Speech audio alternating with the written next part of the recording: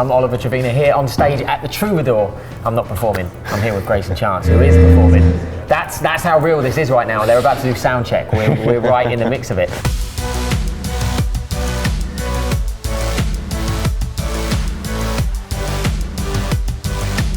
It's been 5 years since I've seen you. Yeah, it's been a long time. I think it's actually 5 years. I looked up the date. It's pretty much 5 years to the day. Yeah. Wait, is it really? Yeah, it really is. When I came in and I was playing the piano. Playing the piano, yeah. Little Greyson. Not a lot has changed, man. Now it's just bigger Greyson still playing the piano. You're still called Greyson and you're still playing the piano and you're still doing music, which is amazing. Oh, which is amazing, exciting times. But yeah, you gave me a little piano lesson. Yeah. It was lovely. What are you going to teach me now? Well, man, let me think of what I can teach you. I mean, you know, it's funny, we were talking, it's like, it's been 5 years. For me, it feels like yesterday. It really doesn't feel like, you know, there's been a lot of gigs in between and a lot of stuff in between, but you know, yeah, I'm still playing shows, still writing music. You've been touring loads. I've been keeping up to date. Yeah, and you know, I took in between when I was like, you know, years ago, when I was a kid, when I was like 15, that was a joke. I took a bit of time off and wanted to figure out, you know, sort of musical direction where I was going, and this is sort of the reintroduction for me to come back to fans. This is my first show in LA in 3 years, and so I'm gonna be playing out a lot of new music to the folks and saying hello again. The EP, Somewhere Over My Head, and the new single, Hit and Run, is out February 5th. Yes, which is exciting. We're really excited about. Exciting, and everyone's loving Afterlife, which is out now. So the music's there, which is great. We're excited for it. Yeah. How would you say this record personally is different from your last stuff? I mean, obviously you've grown.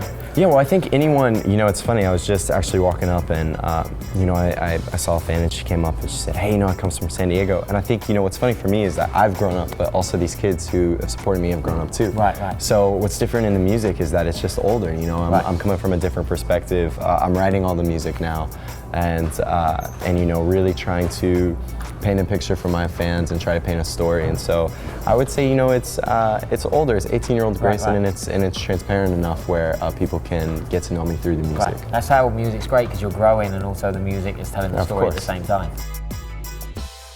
We're on stage at the Troubadour, which, as you were just saying, Elton John had one of his first US shows, or one of his first? I've heard one of his first US shows. One of his first US shows on this stage. And I think everyone has played here before, so it is a little crazy to see my name up there. And, that's you.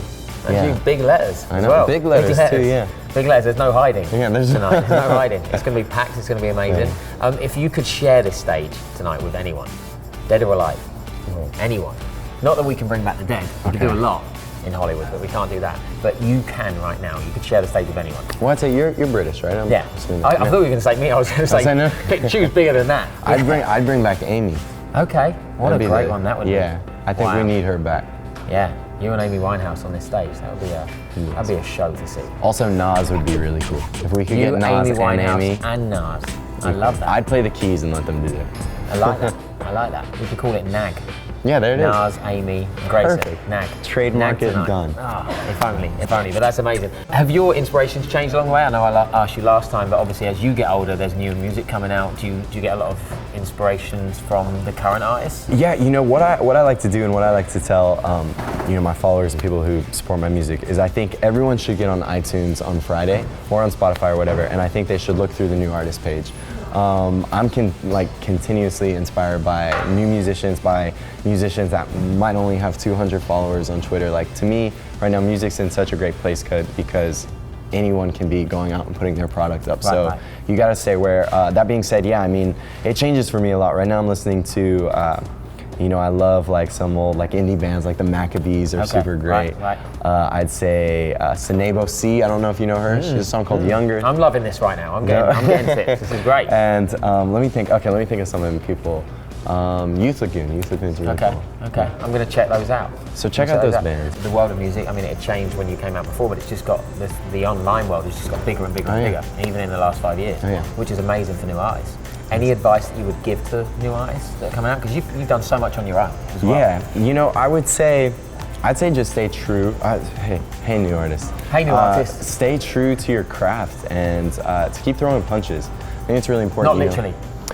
Hey, if you have to. I would say, you know, I've been in music now for 6 years. I was a kid from Oklahoma. I knew nothing more than what my piano sounded like, what my voice sounded like. And sometimes you have to go through a lot of tough stuff in this town. But you just stay true to your craft, and you, I would say, just like prolifically try to write as many songs as possible. Keep going. Yeah. Keep going. I love that. So your show is coming up. I can see people eager to get us off the stage. Do you have any pre-show rituals that you do?